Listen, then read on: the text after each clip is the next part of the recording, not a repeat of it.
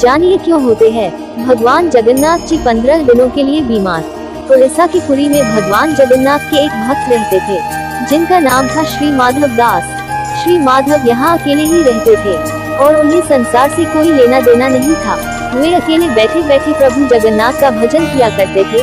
नित्य प्रति श्री जगन्नाथ प्रभु के दर्शन करते थे, उन्हीं को अपना सखा मानते थे और प्रभु के साथ खेलते थे।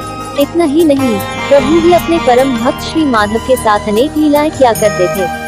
प्रभु इनको चोरी करना भी सिखाते थे। भक्त माधव दास जी अपनी मस्ती में मग्न रहते थे। एक बार माधव दास जी को अतिसार बुखार ज्वर से पीड़ित हो गए थे। वे इस रोग के कारण बहुत दुर्बल हो गए थे। वे उठने बैठने के लिए भी समर्थ नहीं थे। हालांकि अपनी क्षमता के अनुसार वे अपने सभी कार्य स्वयं ही करते थे और किसी भी अन्य व्यक्ति से मदद नहीं लेते थे। कोई कहे महाराज जी हम आपकी सेवा कर दे, तो वे कहते थे कि नहीं, मेरे तो एक जगन्नाथ ही है, वही मेरी रक्षा करेंगे। ऐसी दशा में जब उनका रोग बढ़ गया तो वे उठने बैठने में पूरी तरह से असमर्थ हो गए। तब श्री जगन्नाथ जी स्वयं सेवक बनकर इनके घर पहुँचे और माधव दास जी को कहा कि हम आपकी सेवा कर दें। उनके वस्त्रों को भगवान जगन्नाथ स्वयं अपने हाथों से साफ करते थे। इतना ही नहीं, प्रभु उनके पूरे शरीर को भी साफ करते थे। प्रभु जगन्नाथ द्वारा की जाने वाली सेवा का अंदाजा इसी बात से लगाया जा सकता है कि कोई अपना भी किसी की इतनी सेवा नहीं कर सकता। जब माधव दास जी को होश आया तब उन्होंने तुरंत पहचान लिया कि यह तो मेरे प्रभु ही हैं।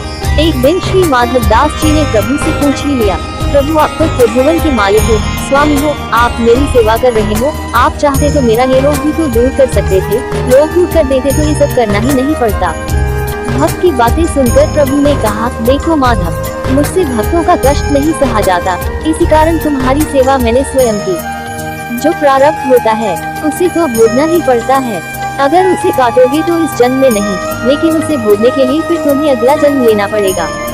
और मैं नहीं चाहता कि मेरे भक्त को जरा से प्रारब्ध के कारण फिर अगला जन्म लेना पड़े, इसलिए मैंने तुम्हारी सेवा की। लेकिन अगर फिर भी तुम कह रहे हो तो भक्त की बात ही नहीं टाल सकता। प्रभु जगन्नाथ अपने भक्तों के सहायक बन उन्हें प्रारब्ध के दुखों से कष्टों से सहज ही पार कर देते हैं। प्रभु ने अपने भक्त माधव से कहा, अब तुम्हारे प्रारब्ध में 15 दिन का रोग और बचा है, इसलिए 15 दिन का रोग ही मुझे दे दे।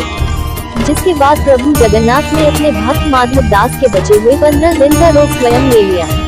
यही वजह है कि भगवान जगन्नाथ आज भी बीमार होते हैं। भक्तों के लिए हर साल 15 दिनों के लिए बीमार पड़ते हैं। भगवान जगन्नाथ को आज भी साल में एक बार स्नान कराया जाता है, जिसे स्नान यात्रा कहते हैं।